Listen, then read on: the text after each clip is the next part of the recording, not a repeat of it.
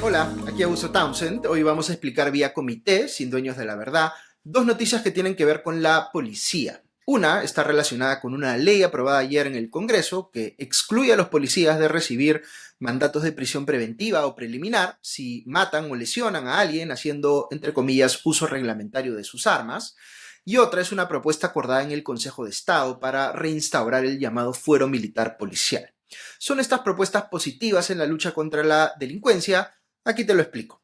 Pero antes, si necesitan un medio que les explique calmadamente las noticias, sin sensacionalismo y sin dueños de la verdad, para que entiendan los argumentos de ambos lados, sigue esta cuenta, dale me gusta y si te gustan los contenidos, compártelos para que otras personas puedan acceder a ellos.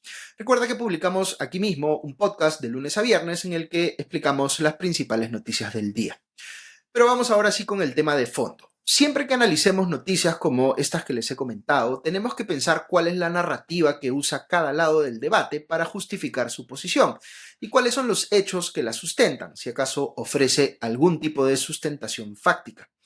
La posición de varias bancadas en el Congreso y del gobierno es que tenemos una fuerza policial comprometida con la lucha contra la delincuencia, pero que enfrenta limitaciones externas que le impiden cumplir con su trabajo. Esas limitaciones externas no son, por ejemplo, falta de recursos o de equipamiento, sino que vienen dadas principalmente por la acción de los operadores del sistema de justicia, vale decir, los jueces y los fiscales, que persiguen a los buenos policías porque aparentemente están más interesados en defender los derechos de los delincuentes. Entonces, lo que necesita el país ahora mismo es liberar tanto como se pueda a los policías de estos controles excesivos del sistema judicial para que puedan hacer bien su trabajo. Y dos formas de conseguirlo son, una, evitando que puedan ser sometidos a prisiones preventivas o preliminares, y dos, garantizarles una justicia que entienda su trabajo, restaurando pues el fuero militar policial.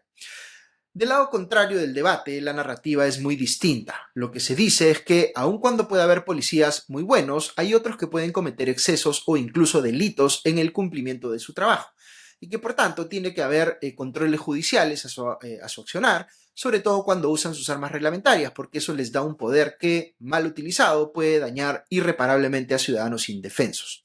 Siendo esto así, la prisión preliminar o preventiva es un mecanismo válido del sistema judicial para evitar que un policía que ha hecho uso excesivo o ilícito de su poder lo siga haciendo. Por otro lado, la existencia de un fuero militar policial hace que los policías sean juzgados no por jueces independientes, sino por otros policías o militares que podrían querer hacer espíritu de cuerpo y garantizarles impunidad a sus colegas. Muy bien, ¿quién tiene la razón? Yo siempre les digo que no hay que pensar en estos relatos antagónicos como si fueran mutuamente excluyentes, es decir, puede haber algo o mucho de verdad en un lado y en el otro a la vez.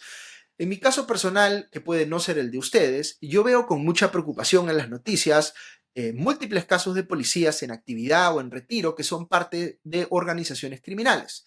El hecho de que sean capturados por sus propios colegas refleja pues esta ambivalencia de que hay efectivos buenos y malos en una misma fuerza policial. Pero está fuera de toda duda para mí que sí hay policías metidos de delincuentes y por lo tanto tendría muchísimo cuidado en aprobar normas transversales que generen espacios de impunidad, porque eso puede estar siendo pensado en los buenos policías, pero puede terminar favoreciendo a los malos, que es algo que ya viene pasando sistemáticamente con leyes aprobadas por este Congreso, que favorecen a la criminalidad en general, como la que redefine el concepto de organización criminal o la que reduce los plazos de prescripción de los delitos. Por lo demás, hay objeciones de naturaleza constitucional muy contundentes contra estas dos propuestas. Respecto de la primera, al excluir a los policías de la posibilidad de recibir prisiones preliminares o preventivas, se está violando, a mi criterio, el principio de igualdad ante la ley para darle a los policías un privilegio que no tiene nadie más, y solo por eso esta ley ya resultaría inconstitucional. Y sobre el fuero militar policial, de manera similar, creo que la existencia de este último genera un sistema de justicia paralelo que viola el sentido unitario y jerárquico que debe tener el sistema judicial de un país para asegurarle garantías constitucionales y derecho al debido proceso a los imputados, por supuesto, pero también a las víctimas. Si el único argumento para apoyar el fuero militar policial es que los policías o militares pueden entender mejor cómo es la actividad que realizan sus pares, ya de por sí ese argumento te está diciendo que están mostrando pues una inclinación o una simpatía por un lado del conflicto frente al otro. Si fraseáramos el problema al revés y dijéramos que los jueces del sistema judicial ordinario no conocen lo suficiente sobre cómo operan los policías o los militares, entonces es claro que la solución no es crear un fuero militar policial separado de la justicia ordinaria, sino capacitar a un sector de la judicatura para que desarrolle esa capacidad. Es decir, no tendría nada de malo, sino al contrario, que existan jueces especializados en justicia militar o policial, pero esos jueces tendrían que ser parte del sistema de justicia ordinario. De otro modo, lo que estaríamos haciendo es atentando contra el Estado de Derecho y el principio de separación de poderes. Finalmente, debo insistir aquí que yo sí comulgo con el primer relato en el sentido de que hay buenos policías que enfrentan enormes limitaciones para hacer su trabajo. Pero yo no veo esas limitaciones en los lugares donde apuntan estas dos iniciativas que les he comentado en este video, sino en otros ámbitos. Es pues inconcebible que las comisarías en el Perú estén tan mal equipadas, que la tecnología al servicio de los efectivos policiales sea paupérrima o que no estén mejor pagados, abriéndole pues terreno a la corrupción. Yo creo que es momento de ocuparnos de verdad de nuestra policía y darle todas las herramientas que necesite para luchar contra el crimen. Eso hay que hacerlo, pero tampoco puede ser un cheque en blanco, porque si es evidente que hoy en la policía hay corrupción, hay impunidad y hasta preocupa que esté tomada pues por el poder político para asegurar cosas como que no se capture a prófugos de la justicia como Vladimir Cerrón, pues hay que tener cuidado en qué se les ofrece. Entonces, cualquier político que ustedes escuchen decir que está preocupado por la policía y que quiere ayudar a que los efectivos puedan hacer mejor su trabajo en la lucha contra la delincuencia, lo que ustedes tendrían que preguntarles es, ok, dime entonces cuál es tu plan o cuál es tu propuesta integral para reformar a la policía.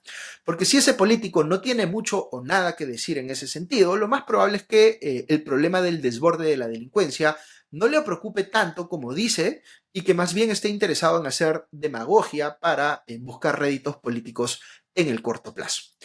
Eso es todo por hoy. No se olviden de darle me gusta a este video si lo encontraron valioso y de seguir esta cuenta si quieren recibir más explicaciones de las principales noticias sin dueños de la verdad. Adiós.